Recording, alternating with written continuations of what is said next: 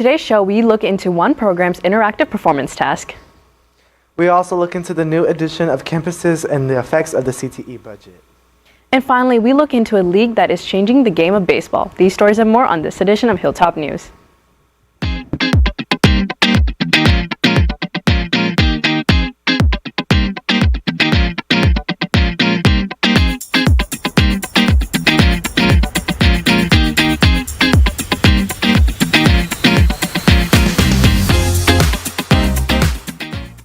What's rocking, Rock Nation? Welcome to another episode of Hilltop News Season 6. Live from Studio 1060, I'm Yuktha Vangaveti. And I'm Yurem Ramirez.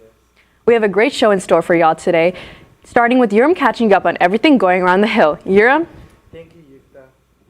Students will need to be coming to the auditorium on October 8th at 12:15 during SOAR.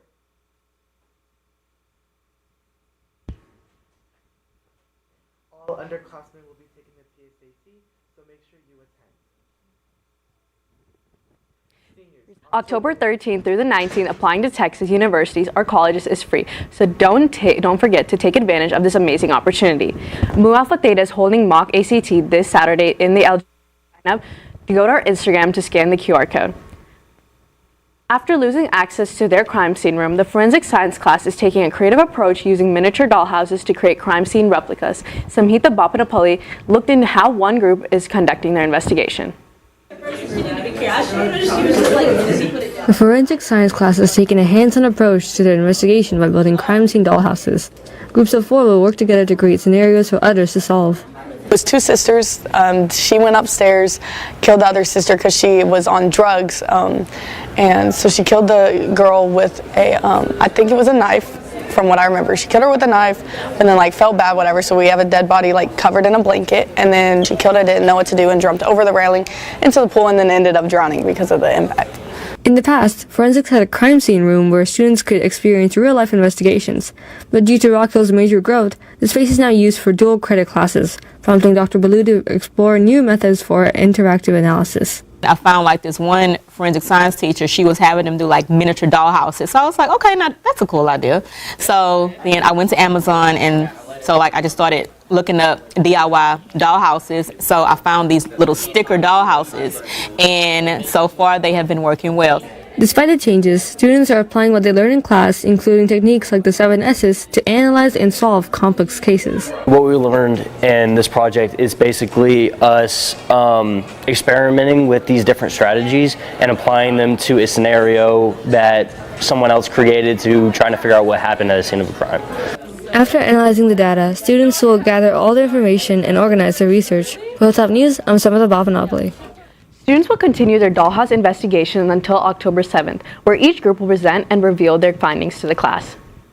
Prosper's annual hometown party celebration returns to Frontier Park on Saturday, October 4th from 4 to 8 p.m. The Texas State Fair is back, and for the first time since its opening in 1886, vegan food is now available at the fair. It was introduced by twin brothers Josh and Jovan Cole. Their booth is called Vegan Vibrations at the fair if you want to try their food. Hurricane season has begun. A tropical storm watch was issued on September 27th for the east coast of Florida from the Palm Beach-Martin County line to the Flagler-Volusia County line. Now it is a Category 1 hurricane, while Imelda is expected to move away from Florida and the United States. Dangerous beach conditions, including rough surf, high seas, and life-threatening rip currents, are expected to continue spreading from Florida north towards the east coast, according to the National Hurricane Center. The opening of new campuses in Prosper ISD expands career and technical education opportunities for students. Cambria Hess takes a deeper look. This year, our district officially opened Richland, our 4th high school in Prosper ISD. Things like CTE have seen some of the direct impacts of this growth. CTE funding holistically in the state is determined by enrollment. So if our enrollment grows exponentially, then we're good, right? And we can typically cover those costs. If our enrollment doesn't grow in proportion to our expenditure, then we have to kind of reevaluate where that money has been allocated in the past and try to kind of distribute things into different places so that we can meet the needs of that campus as well. While this has allowed for lots of growth on new campuses, it has also led to some new changes for all high school campuses in the district. So last year there were a lot of restrictions on how much we can order from Amazon, and they wanted us to use specific vendors. all that came in as restrictions due to them opening up a new school. And so it has made our budget a little bit tighter. Budgeting does play a large factor in CTE on new campuses, but the CTE department also looks into things like labor market data and industry input to determine which programs to start next. We decided that cybersecurity, electrical engineering, and cosmetology, right? They kind of hit different tracks, so to speak, and different students, but we have a high level of student interest, and we have this labor market data that supports it. So with cybersecurity, great job prospects either straight out of high school, or there's also collegiate options. With cosmetology, that's more of what we call a workforce program, where students can leave and go straight to work. They're going to be set up with their certification. They're going to have the business acumen, so to speak, to be able to start their own cosmetology business or be an independent contractor. And then electrical engineering with TI right up the road, and Global Wafer in Sherman, 25 minutes away. There's a direct to industry market there, but they can also go on and explore college. Although adding a new high school can be a challenge for things such as budget, it also has allowed for Richland to implement new programs such as cybersecurity, cosmetology, and electrical engineering pathways to give students more opportunities in their future. For Hilltop News, I'm Cambria Hess. As Prosper ISD continues to develop, so have its CTE programs. Students that engage in CTE programs use their experience to help them determine their future career path. Our Blue Hawks were in action this past week from the court to the field. Krish Bharadiya is in studio to catch you up on everything Blue Hawk sports. Krish? Thank you, Yuktha. So starting off with volleyball, we had a tough match against Allen last night, and this game did not go their way. Unfortunately, they lost all 3 sets. Although they were not able to take the lead, they did fight back in the last set, having a 2-point differential, and their next game is on Friday at Princeton. Last Friday, our football team took on Plano, starting off with scoring 21 unanswered points in the first half. In the second half, Plano West pushed back with 2 touchdowns of their own. However, our Blue Hawks stayed on top and scored a field goal in the third quarter and a touchdown in the fourth quarter to end the game 31-13. I talked with our quarterback, Nate Vincent, to see how our team feels this season and how far their mindset is going into this Friday's game against Prosper. Really just our preparation and practice, recovery after, like on the weekends and stuff, and obviously Monday through Thursday, just showing up to work every day. We don't really look at teams as they're ranked. Obviously we know they're good. We know obviously them being our crosstown rival. Obviously, especially on the offensive side of the ball, there's a lot of new faces, a lot of first-time guys, and really just showing the maturity and the growth that they've had over these last few games. Just all of us showing up to work every week, every Friday. The theme of the game is pink to raise awareness for Breast Cancer Awareness Month. Make sure to wear pink at the Children's Health Stadium at 7 p.m. for the Battle of the Birds. Last night, water polo finished off their season at Hebron with both girls and boys losing, but Amber Cruz and Sebastian Valdivino led their respective team goals overall.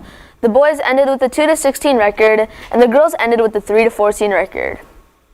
Last month, Banana Ball World Tour was hosted here in Frisco at the Dr. Pepper Park Stadium, where Texas Tailgaters faced off the Party Animals for their first headliner. Samantha Mitchell was able to get a glimpse into what it takes to put on this unique game. Starting in 2020, Banana Ball takes ordinary baseball to a new level, using tricks and fan interactions to bring people to the diamond. It's not boring. If you're sitting in left field, you probably got a mascot running across the field, while behind home plate you got somebody doing round-off backflips, and it's just different. It's nothing. The way to describe Banana Ball is like everything you expect to see on a baseball field, throw that out the window, because you won't see anything you normally do. The founder, Jesse Cole, started Banana Ball as a collegiate team focused on creating a more entertaining environment. It may look like pure chaos, but it is carefully planned to ensure maximum fan entertainment.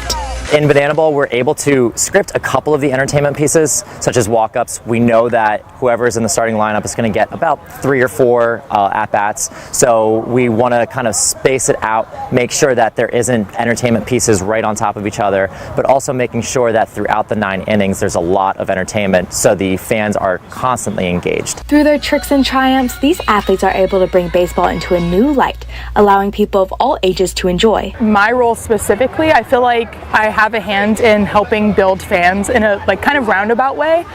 So it's not so much like fan interactions at the game, but how many fans were reaching like through the TV screen or through a radio or through a video that they see on social media, which I really like having the hand in. By throwing out the rulebook, it's clear that the Savannah Bananas are creating a new kind of baseball experience, one where the teams and fans are happy to go bananas. For Hilltop News, I'm Samantha Mitchell. We are here with Banana Ball. Let's get hype!